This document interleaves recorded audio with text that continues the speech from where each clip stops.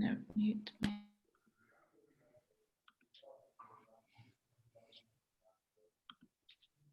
I'm just trying to remember how to use a computer. There we go. Right, can everyone see my screen? Yeah. Yeah. Find out. Okay, great. Okay, well, thank you very much for coming, everybody. I really appreciate you taking some time out of your afternoons. I ran this workshop, well, webinar right at the beginning of lockdown, and it was quite popular, and so we just thought that we would do it again.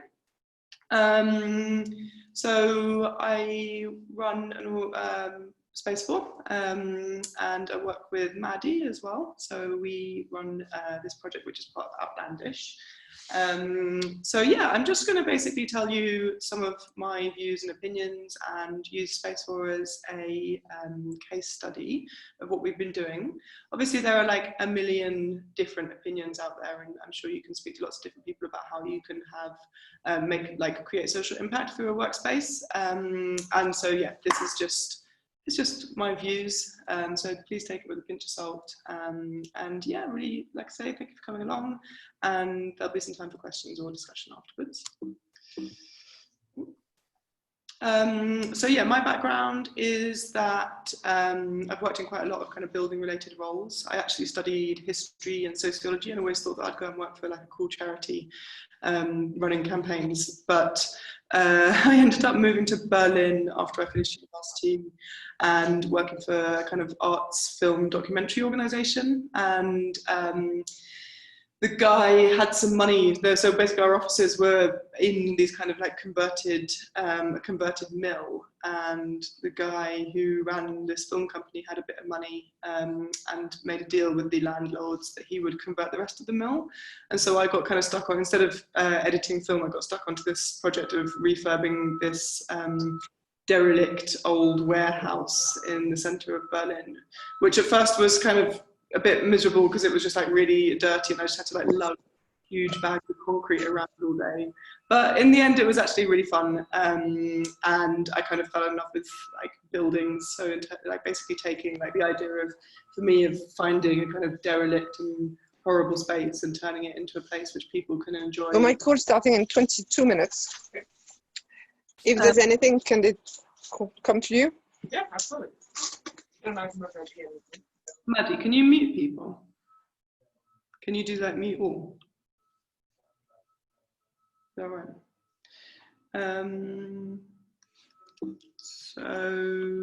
So yeah, I kind of fell in love with buildings basically, and came back to London and got a job with a charity who had got a grant to buy a central London office space, and that was quite problematic because not everybody wanted to move offices. People were really stuck in their ways. People had kind of been in one office for 20 years or something, and they loved having all of their papers and crappy old post-its everywhere, and it was quite a kind of political issue to get people to move. And then after a few years, like doing various things, I ran a small business for a couple of years, which was called Ugly Duck.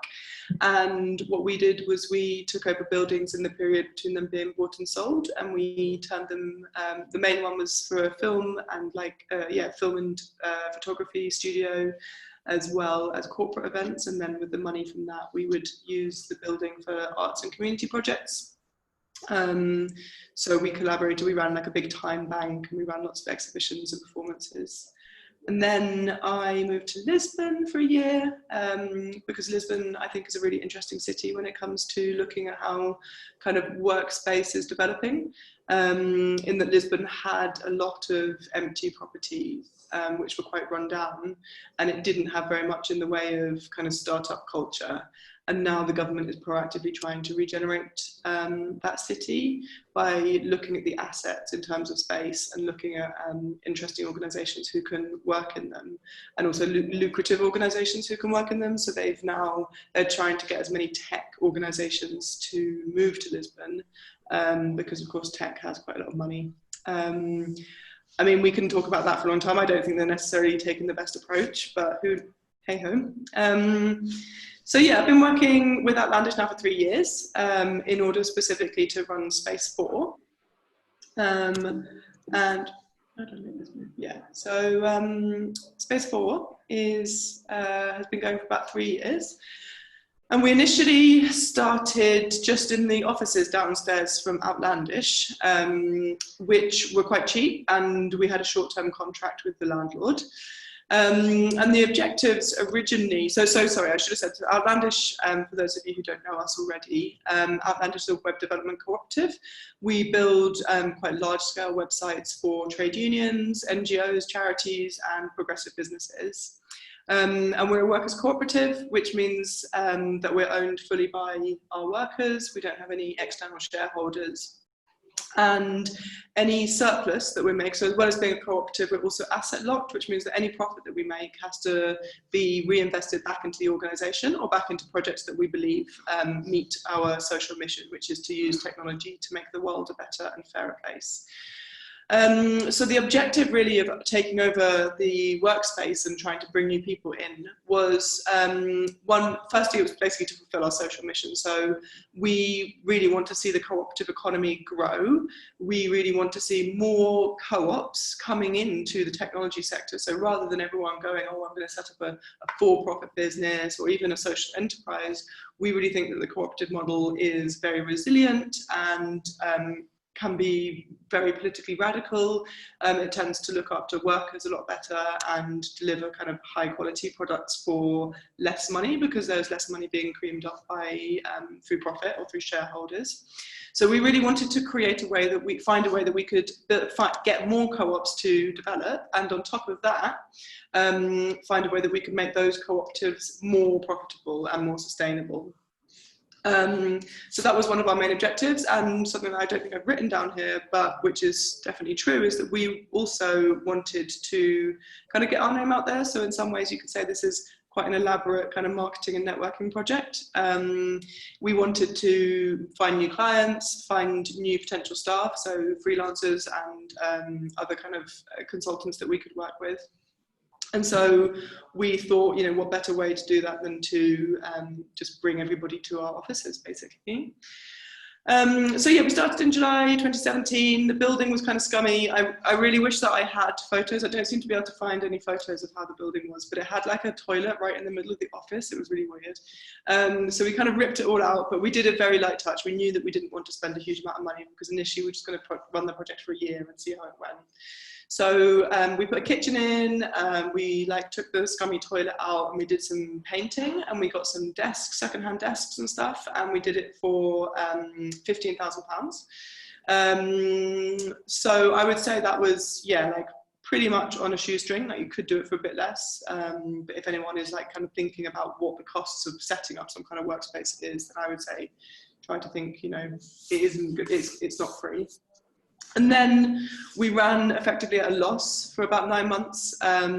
So that basically means that the amount of money that we were generating through hire of desks and hire of like event space or meeting room space didn't match the cost, the price, the like expenditure that we were, the money that we were spending on the project. So that was my time plus the rent. So eventually in the first year, we spent something around £40,000, which stressed me out a hell of a lot at the time, because I was just like, oh God, we never really thought it was going to be like this. And we kind of thought that more people would have come in at an earlier stage to take desks. So it stressed me out a hell of a lot, but ultimately it's turned out to be like a story with a happy ending or a happy continuation. So first of all, Founders and Coders moved in. So Founders and Coders are a completely free code school. So they have a 18-week program which teaches people the basics of like JavaScript, HTML, CSS. And so they moved in and they took over half of the space, which meant that we then could break even. And also kind of added like an extra twist of social value to us. So we, you know, it's very easy to kind of measure the outputs of something like a free code school, because it's like directly finding people employability. And in addition, it meant that there was like more links between founders and coders and the co-op scene, because now people who were in the space, who were working for co-ops and other progressive businesses, were able to take on some of the students and like new graduates, and in addition, the students who might usually just go straight off into working for a kind of for-profit startup, they actually knew a little bit about cooperatives, and they could consider that as an option for their future, even if it's not something they wanted to do immediately. So yeah, most excitingly, and I think, you know, partly thanks to founders and coders, last year we won a 10-year contract with Islington Council, which is where we're based, to manage an affordable workspace. So the definition of an affordable workspace is that it's 80% or less of the market value. And so we now have this building. We moved in the end of October. We didn't do a huge amount in 2019 because we were still getting everything sorted out, and then the first couple of weeks of January tend to be kind of dud time for anything like events, so we were just kind of getting everything going again in sort of February and March when lockdowns happened. So we have been online since then. So, but we've got this for 10 years, and so this means that as well as our mission, which is to support cooperatives and kind of progressive and radical technology, we now also have a mission to support local people who are within Islington and the like surrounding areas. And another kind of milestone was that we took Maddie on in about a year ago in July 2019. And so that kind of just, was a really nice moment in time when we could just have an extra person coming in with new views and could take on a bit of our, Maddie mainly does like runs workshops and social media, but does kind of a bit of everything that we all do. Okay, so I kind of broke the presentation up into like who it is that we're trying to make an impact, like a social impact on. So I mentioned now that we've got a remit to support local people. Now Islington, like I mentioned, is really interested in kind of employability and good business and good jobs. So not just getting a crap job where you're going to get exploited, but actually something which is going to be have long-term prospects and like give you as much, like enough money to actually live off in London. The way that we try to work with local people is we do kind of targeted social media campaigns. So we've used Facebook and Google to do some targeted like local social media. We've also been working with the Islington Gazette and the Camden Gazette. Not Camden Gazette, the Islington Gazette and Camden New Journal to do some advertising there. We also kind of started off by just researching all the local newspapers, and we've had quite a lot of press in local newspapers and just like small publications. And I would definitely say that that's like really important to do. I mean, it's really great to get good press. Something like this is unlikely to get press in, like a national newspaper, but you can get a really long way just by working with local people. We've also put like a lot of effort into developing partnerships with the council. So, it's obvious that that's paid off in terms of us getting the building, but it's also been really helpful for us in terms of establishing relationships with local community organisations, local businesses, that kind of thing, and just making sure that everybody knows that we're here and that we're a free resource for them to use. Again, like a kind of top tip for anyone who's thinking of trying to do something like this is to have a look at the London plan, if you're in London, or the local plans, wherever you are. So every borough has an obligation now to create a kind of strategic plan for the regeneration or the development or the kind of key priorities for that neighbourhood. So it might be saying something like, okay, well, we recognise that we haven't got enough green space, so we want to protect our green space and we want to grow it. Or it might be something saying like, okay, we've got high rates of unemployment in this area, and we want to try and create initiatives which will reduce unemployment. And so, it's really important to have a look at like the language that your local authority is using, and all of that, and just like what, and check that there really is a need for what you're doing in your local area. So if you take Islington, for example, the south of the borough is around what they call tech city, or like the Silicon Roundabout, which is like very wealthy. It's got Google campus. It's got quite a lot of like commercial and quite expensive co-working spaces, which are, you know, quite focused on what I would describe as like a more classic startup culture. So sort of for profit, maybe very fashionable, and maybe also creating social value, but that's not necessarily the emphasis. So it's not like there isn't any co-working space in Islington, but where we are, up at the north of the borough, there are very few workspaces around here. There's just one opened last year, who are, again, much more kind of commercial and profit driven than us. And there's another small one, but they mainly focus on kind of architecture. So there isn't much in the way of technology organisations here, and there isn't much in the way of workspace provision, affordable workspace provision. So we feel that there definitely was a need for us to do something like this. Yeah, we run a lot of workshops for local people. So we develop the programme based on what the skills of our members are. So we would eventually like to start paying people as much as possible for their time when they're delivering workshops, but because we operate a pay what you can scheme at Space 4, we think it's quite reasonable to ask people to contribute some of their time. So of our members, we generally try to get people to contribute something like an hour or something every quarter, and just say, you know, what skills could you share with us and with the local community? You know, could you give people like an introduction to Photoshop, or could you give them an introduction to Twitter? It doesn't have to be really deep. And we work with like these local partners and the council and everything to get the word out about those, so that we're trying to build the skills of local people and also give our members an opportunity to swap skills and kind of pay back, yeah, just put something into the community. And yeah, for me, this isn't just, you know, asking members to do something like this isn't just a way of us getting stuff for free. I also think that it kind of builds onto the ethos of like, we're trying to create a kind of peer-to-peer project where we are working to our strengths and, yeah, celebrating everybody of their skills. So it's also a kind of cultural thing as well as just a way that we can meet our needs. Yeah, this is, so yeah, again, like what we want to do over the next 10 years. So yeah, like we've got this amazing opportunity to consolidate everything that we've been doing over the next 10 years. So we would like to, yeah, we would like to have a better understanding of what local people really need. We've got some beliefs and suggestions for what local businesses need or what local people need. And the council is not very, they're not very good on like data. So they also think that, say, for example, like the local businesses would like to sell their stuff online. Although we've done some workshops with people to get them to sell stuff online, and it seems that they're not always kind of chomping at the bit. So what we'd like to do is work with like local partners, including the council, so that we can actually create like a real solid database of what it is that people need and what's working.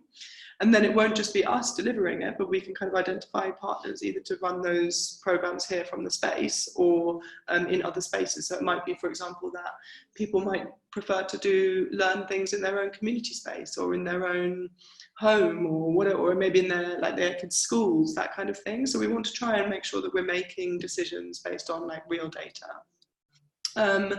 Another thing that we'd like to do, which we were kind of getting off the ground just before lockdown, but I think we'll probably wait until 2021 now, is a program which specifically targets independent businesses and looking at how we can build community wealth. So I think most people might have heard about what community wealth is, or the Preston model, or the Cleveland model, it's sometimes called as well. It's basically where you get, like, within a certain area, you try to invest in independent businesses. So you invest money in them. So for example, you could say, like the council or the local hospital or the local schools will try to preferably purchase things from local independent businesses as opposed to using, you know, Amazon or like some company which has got its, like, pays its taxes in the Cayman Islands, or somebody who's even just up in Manchester, but they're not going to be spending their money in the local area.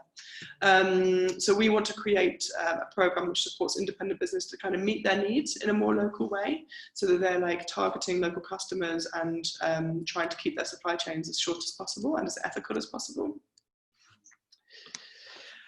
Okay, so the next group of people that we want to make a social impact on is like the community, so our like direct community of people who use the workspace. So ways that we do this is just trying to create a nice atmosphere. We do things like lunches together. I mean, obviously we're not doing those right now, but we try to just like facilitate people to have conversations and chat to each other. Like, I'm pretty sure that most people who've been working in Space for any amount of time will have like made some friends, or at least, you know, like been to the pub or been for lunch with somebody. So we do just try to like break down those barriers. We want to, yeah, like get people to take ownership of the space. So we organize governance meetings. I must admit, like, I have been very bad on like trying to organize governance meetings during lockdown. It all seems a bit abstract, but get people together to just say like, oh, what improvements they'd like to see physically, or programs that they'd like us to be running, so that they kind of constantly feel that they can have a little bit of control over the space. And then, yeah, like as a co-op, one of the principles is to kind of collaborate and cooperate as opposed to compete with each other. And we're trying to implement that very much in Space 4. So, for example, if anybody who uses the space, say, for example, they might need a graphic designer, what we try to encourage them to do, they're not contractually obliged to do this, is to say, first of all, to send an email around all of our community to say, hey, is anyone a graphic designer, and could you do this for me, rather than going out to an external company. So we hope that like by being part of Space 4, you get more than just like a desk and like a kettle, but you actually can kind of improve your like financial stability and sustainability by working with us. So yeah, trying to, and then also like we at Outlandish, we often get inquiries for tech work, and because most of the people who work here are in tech, things that Outlandish can't do, we will try where appropriate to farm that out to people who are using the space, or potentially in like the wider tech co-op network.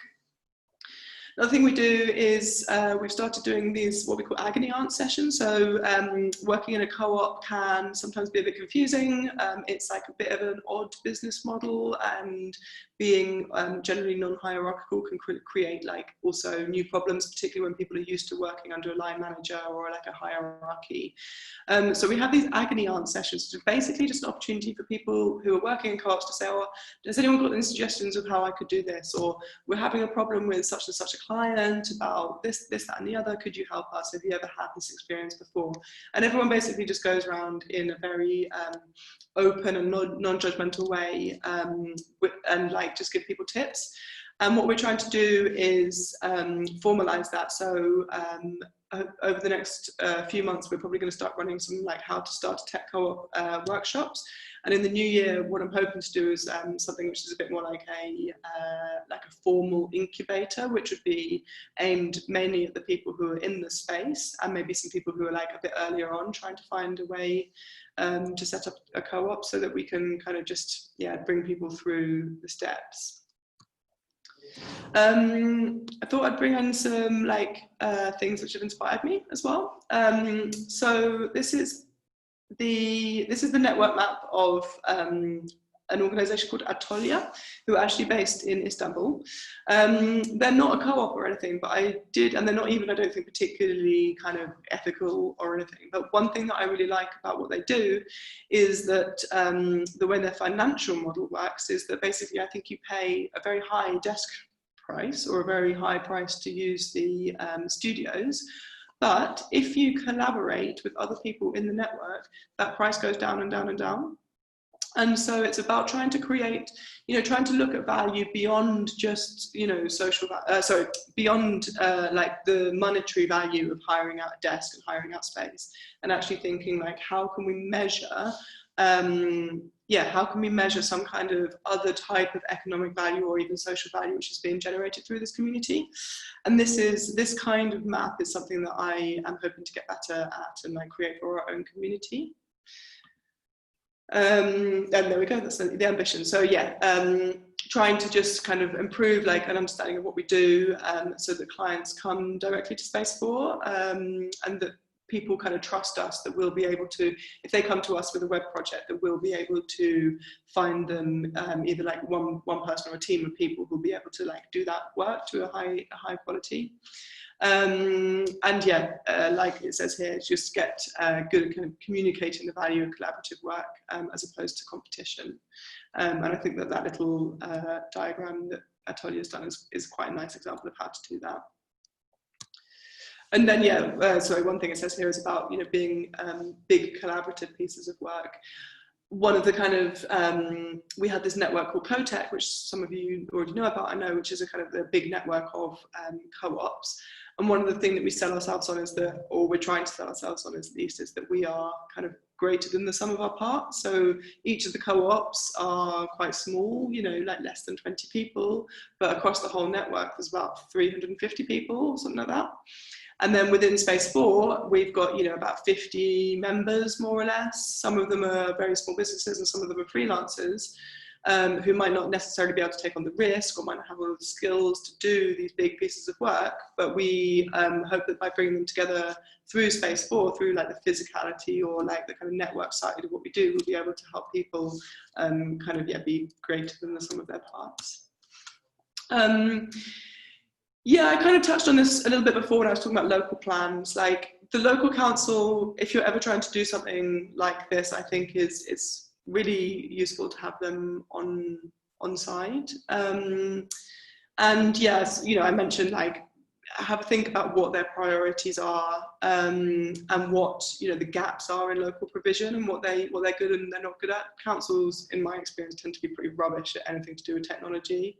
And so, you know, having that kind of being able to say to them, well, we are practitioners. We're not just teachers teaching people how to use like, you know, Word or whatever, because we wouldn't do that because nobody uses Word because it's 2020. So we're like, look, this is what like the tools of the trade are, and that gives us a bit of a cutting edge when it comes to thinking about what kind of services we can provide for the local community in partnership with the council.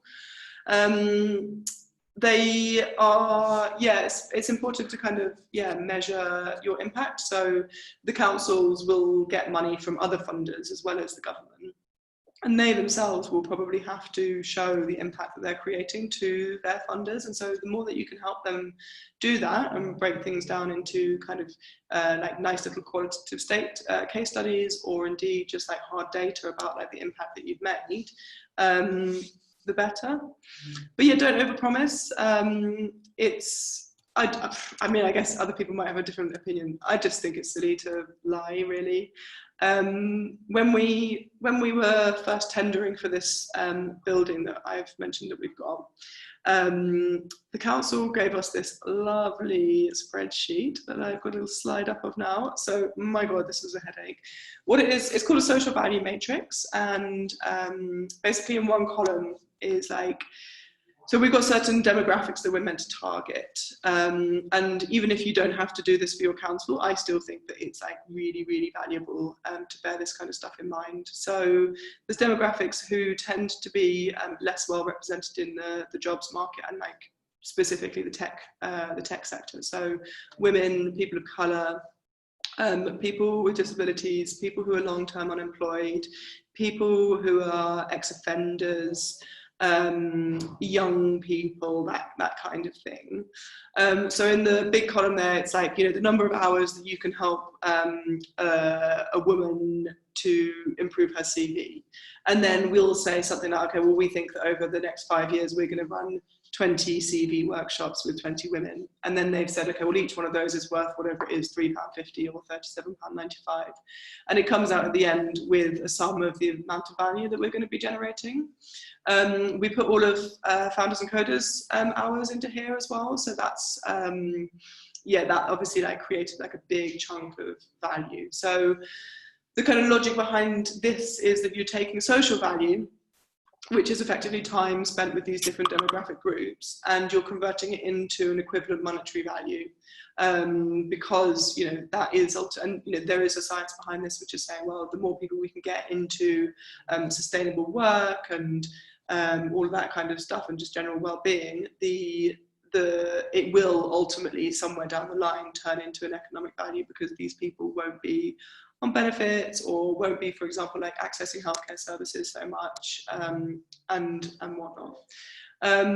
Initially the council kind of, I think it's tricky, this kind of thing, because I think you're torn between trying to be honest and trying to be kind of ambitious and win the contract. Initially when we filled this in, we were like probably a bit too hard on ourselves in a way, and we put quite low numbers because we were just a bit unsure about how we would necessarily attract like loads and loads of, say, like, you know, ex-offenders, because they are, you know, very difficult people. Like, it is difficult to work with those groups, and the types of workshops that we do tend to be focused on people who have a desire to want to work in the tech sector or improve at least their like skills with regards to digital. They're not just the amount of, because we're not, for example, social workers, it's a little bit limited, like how much work we can put into, like, you know, bringing somebody to a workshop if they don't want to learn. But luckily, like after some chats with the council and some local community organisations, we kind of worked out that this was probably more doable once we're working in partnership to try and bring those types of groups in.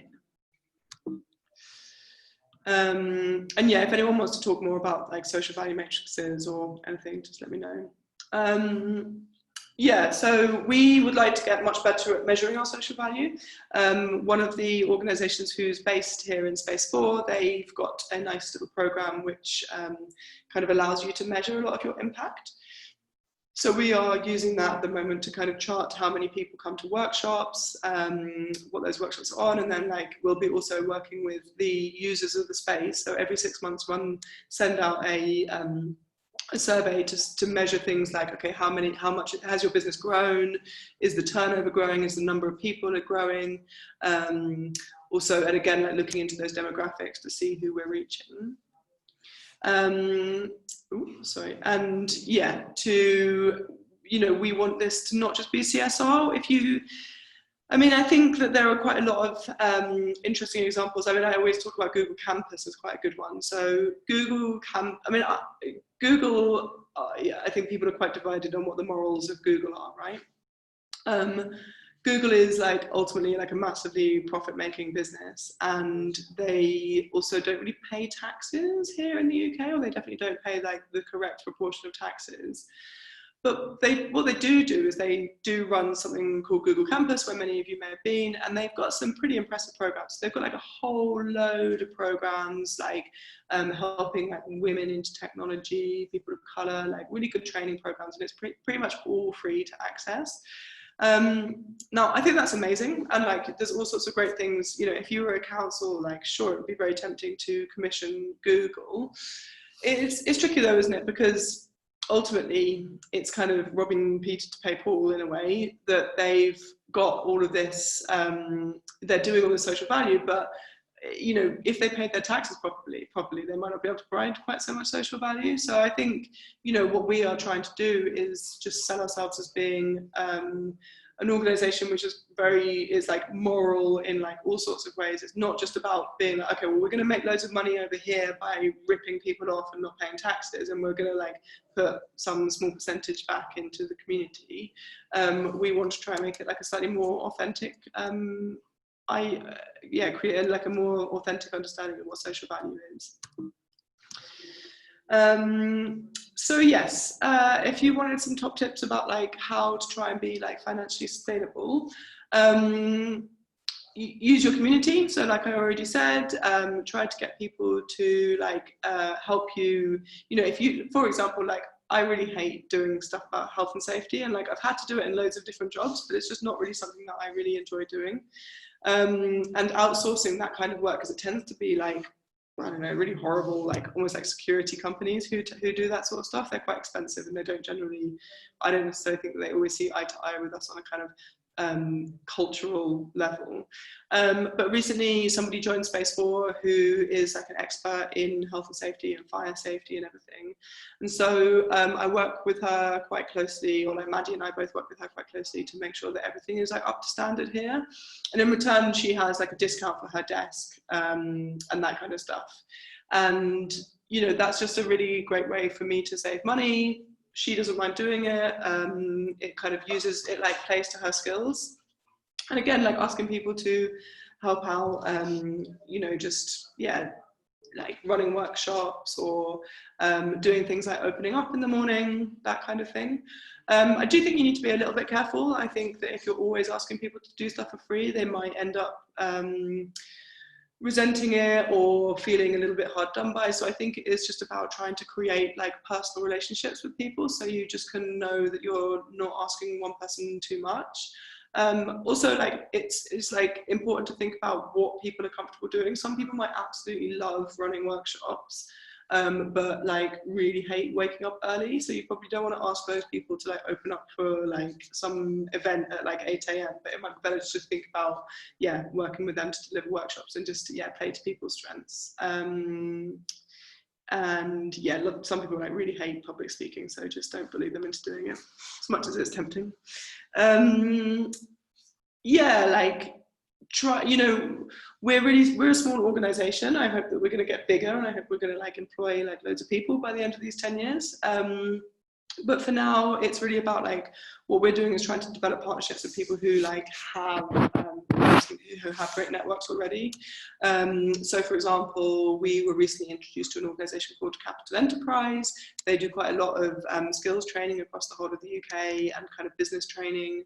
And they, you know, by working in partnership with them, they already have funding to cover quite a lot of stuff. So we can get some funding through them, but also they've got like a massive network of people who are relevant to our sector. So it's kind of like a win-win situation in that we can deliver some of their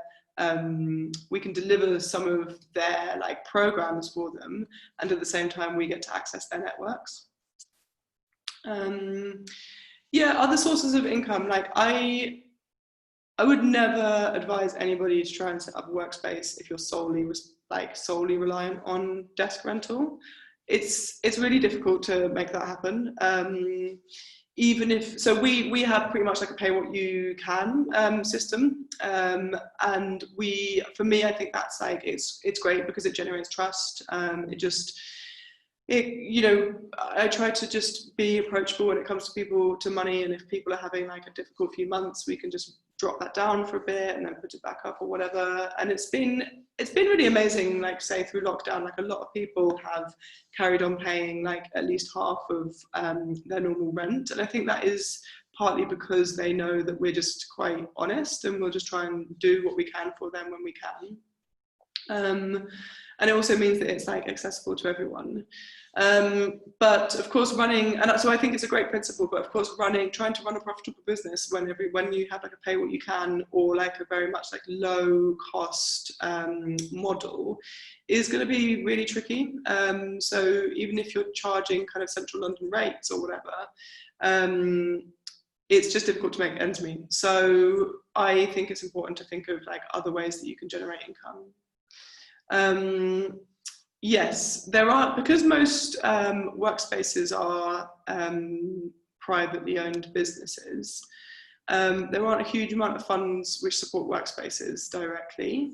So if you're trying to think of like charitable funding, you'd have to think about like what your charitable model is, and in addition to that, think about like the other activities that you could potentially get funded, rather than just like desk space.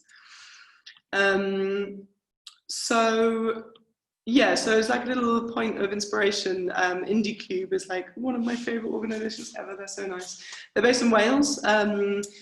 They originally kind of were set up because they recognised that in particularly rural Wales, people were having to travel a long way into their workplace of work, so in Cardiff or Swansea usually, which meant that, you know, during the day and during the week in these villages, nobody was going to like the local sandwich shop, and, you know, kids, you know, were not getting picked up. You know, it's having like an impact on people's home lives because maybe somebody's out at work, or maybe like whatever, you know, like the mum or the dad can't work because they have to pick up the kids from school, but the other person's out, you know, driving a couple of like 100 miles into work or something.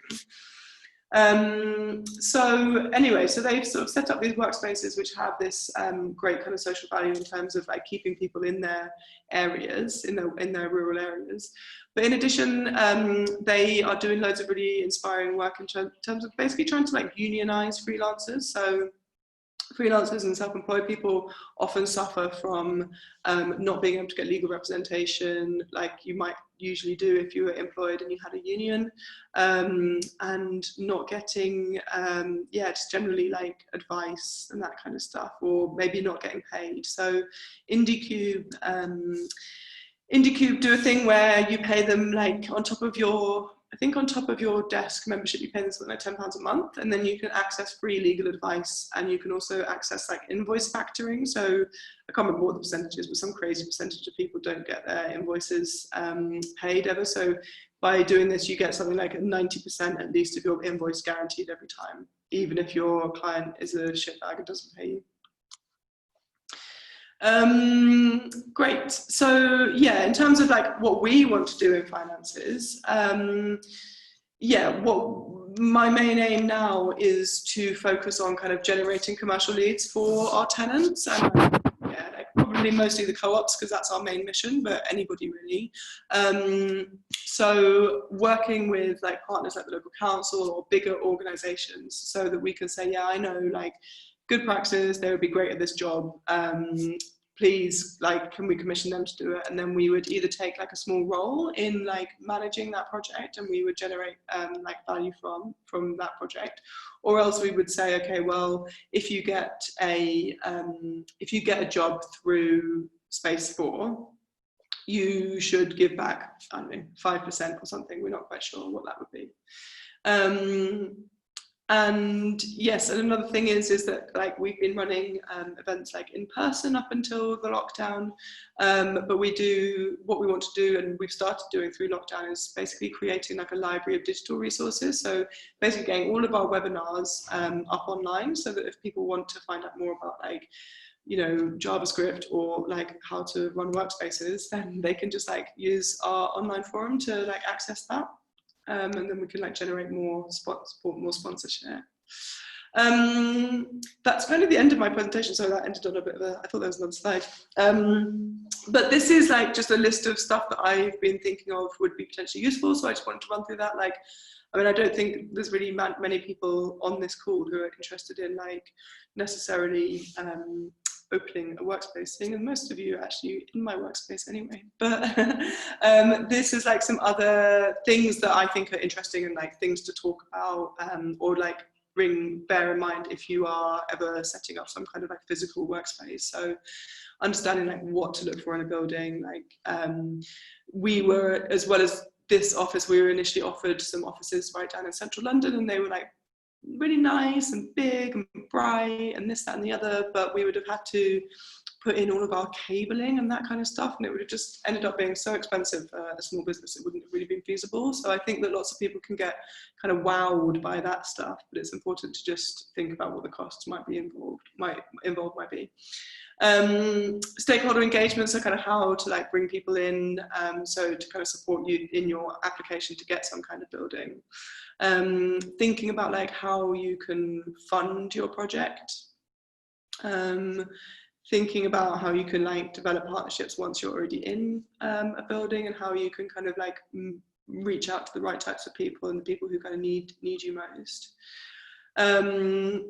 Anything around, yeah, like finances and how to kind of predict that, what kind of prices you might want to charge and other ways you might want to generate income. Fit out and how to kind of promote your work and how to make it more impactful, or how to make it matter to local people or your community. So yeah, if anyone's got questions about any of that stuff, do ping them over.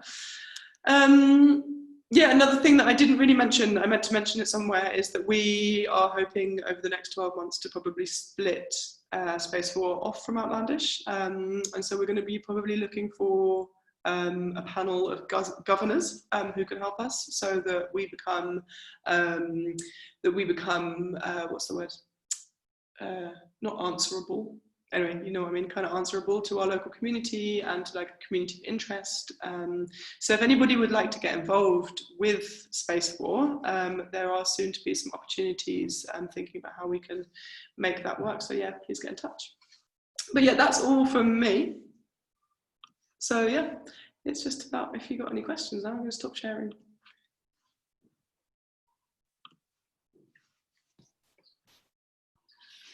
all sections. Lots of you are already based here, so you can also just tell me that that was a load of crap. It was all a lie.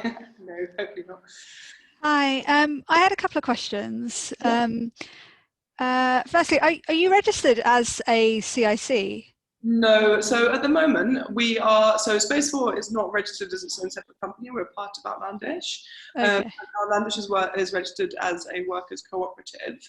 It turns out that like workers' cooperatives, it's very difficult to get funding for them, and so that's part of the motivation for us wanting to split Space4 off so that we can get more kind of charitable funding, and also it would mean that we could be like legally on, where's that word that I'm trying to look for, like culpable, no. Accountable? Accountable, thank you.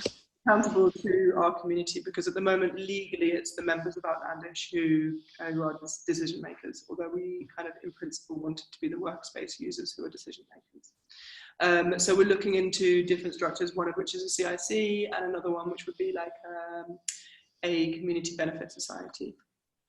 Okay, cool. And just two more quick questions. Did you do any research beforehand in terms of like demand locally for that sort of workspace? And if so, like how did you go about that? And what was the time length from like the conception of the idea to actually like opening? Yeah, so they're kind of like, I can answer them almost like both at once. So we didn't, because I think somebody had the idea in the pub and was just like, right, let's do this. And like, because we was very much like almost opportunistic in that the space became vacant. The space we were originally in became vacant, and we wanted to snap it up quickly while the opportunity was there. So we hadn't done a huge amount of research in our local area. What we had done some research in is like a demand in the co-op world. So looking at whether there was a space anywhere which was dedicated to promoting the idea of co-ops and like digital co-ops particularly. There is kind of one in Manchester, but it's kind of not, it's quite different to what we're trying to do, and anyway it's in Manchester. So to be completely honest, we didn't do a huge amount of local research, but I would recommend that you do, because the last thing you want to do is like, start a workspace and find out there was one down the road for fun. So I would highly recommend that you do. And in order to do that, I mean, I guess a bit of desk-based research, you can just do some Googling, but get in touch with, if you've got, the local council, or if you've got like a business improvement district, like a BID, they would be good people to speak to as well. I don't know if you have a huge amount of those outside of London, but I think they are getting more and more popular. And you know, there's a lot of, you could also speak to somebody who are like Hubble, who they list a lot of workspaces and like meeting room spaces and things, and just ask them to, they usually on those websites, which is like bookameetingspace.com, you can have that, so you can put that available. Cool. Oh, and also, how long, what was the time frame? Oh, the time frame. So from when we kind of initially had the idea and signed the contract to when we opened our doors was about 2 months, I think. Oh wow, okay. But we opened, and in fact James is on the call, he can tell you, like we opened and there was like nobody there for the first little while. So again, I wouldn't necessarily recommend doing it quite how we did it. I think a little bit of time to just get like a bit of hype about your workspace is good, because it's, you know, it's nice to have a few people around, really, particularly when you're showing people around, you're like, hey, we're a great community, and there's like one person there. So. Are you setting something up? I've sort of located some space near where I live that could be a potential option, and it's something that I've sort of had on the back burner for a really long time, and I feel like now might be a good opportunity to do it. So that's in London. Yeah, it's in South London. Yeah. In central London or zone 2? Like Elephant and Castle. Yeah. I worked briefly for the council in Southwark. And if you want an introduction to somebody there, they'd be worth speaking to, because they have like a workspace strategy, particularly because they kind of obliterated a lot of workspace in and they, oh whoops, we didn't really mean to do that. Okay, yeah, that'd be amazing if you could. If you drop me an email. I will do. Thank you. I think it's quite a good opportunity for like workspaces which aren't in central London, because people don't want to have to travel so far. So, yeah, I also have experience with the Southern Council and their co-working spaces. So they were at some moment offering co-working, empty space for the organization that I worked in. But as you said, I did like a careful assessment of, all the cabling and, all sort of splits and difficulties. And it came out to an amount that was just, unpracticable for us then. But yeah, if you need, also some introductions, I can probably help with this as well. Oh, but, thank you so much. But I was wondering if you can, Polly, if you can tell a few more things about this process of working with the Islington Council. So were there any pitfalls, were there any situations that, you can advise us to try and avoid? they take forever to do anything. So like when we were trying to move, it was like absolute chaos, because they were like, oh yeah, we'll all be done by like, I don't know, January or something. And then in October, we basically gave the lease of our other building to another organization. And then they were like, they told us that we would definitely like have the contract signed by whatever it was, the end of September. And then it took them another month. And then they're like, oh, but we didn't actually speak to our lawyers. So we ended up being homeless for about 3 weeks, which was quite stressful.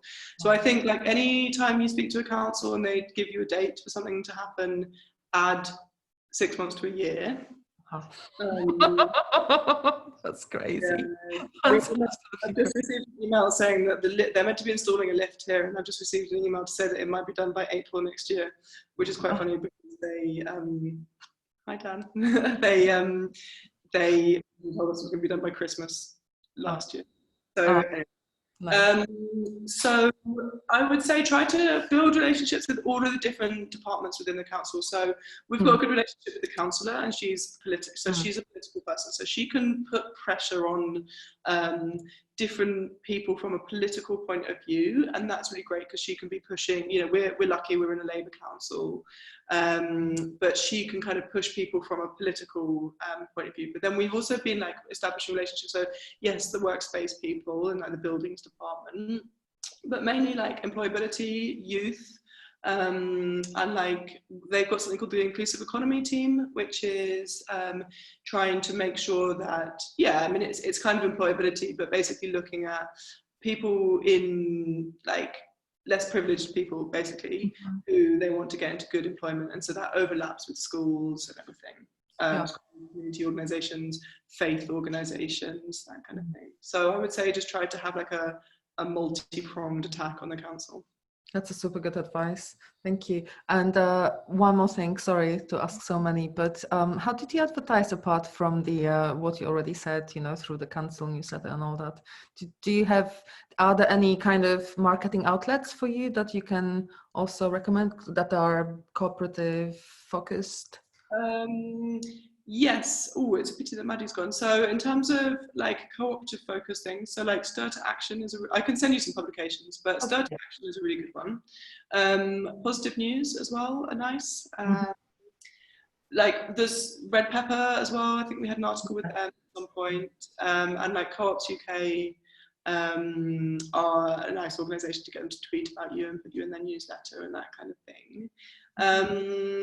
So yeah, I would try and think about like alternative publications. There's something called Cool. And just trying to follow people on Twitter and Facebook and whatnot.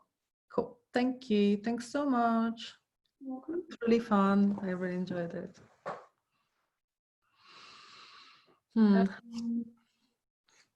Florence or Krista or Alicia, I don't know if anyone you lot got any questions or anything. That was really interesting. Thanks for taking us through that. Just one question: which company at Space 4 measures impacts really well, like you mentioned? Time to Spare. Sorry, once more. Time to Spare. Time to Spare.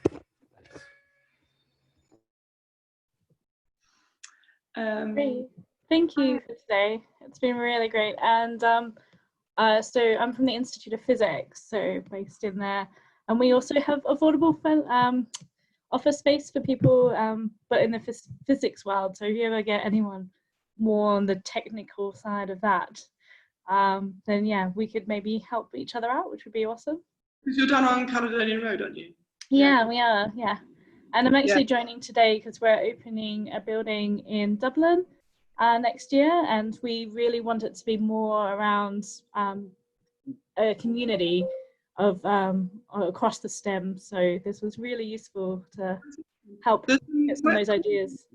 Project just starting up in Belfast, which might be worth you checking out actually. Oh, cool. If you drop me an email afterwards, it's basically like this, but like on steroids. They're taking on like a whole massive, like abandoned, like old factory building. It's all going to be like cooperatively run. It's going to have a floor of like event space, a floor of art space, and a floor of workspace, all dedicated to like positive social stuff. So it's not about physics, but it could be quite interesting from a kind of governance point of view. Oh, cool. They seem to have like spent a lot of, like, they're not even open. They've already got like 12 people on their board of directors. I was like, whoa, that's quite impressive. Yeah, amazing. Yeah, I mean, I know Belfast and Dublin aren't that close, but it might be worth. Well, we operate throughout Ireland, so it'd be great if if there's any sort of team up. Yeah, or a tweet or something after this. Okay, great. The world's worst memory, and I can't remember what they're called. Anyways. But yeah, I mean, there were some people on the call today who are like part of the workspace. So if anyone wants to like add to anything that I've said, feel free. I just feel like you really have the values that you set out to do. I feel like it's manifested, and everyone feels those vibes that you're aiming for.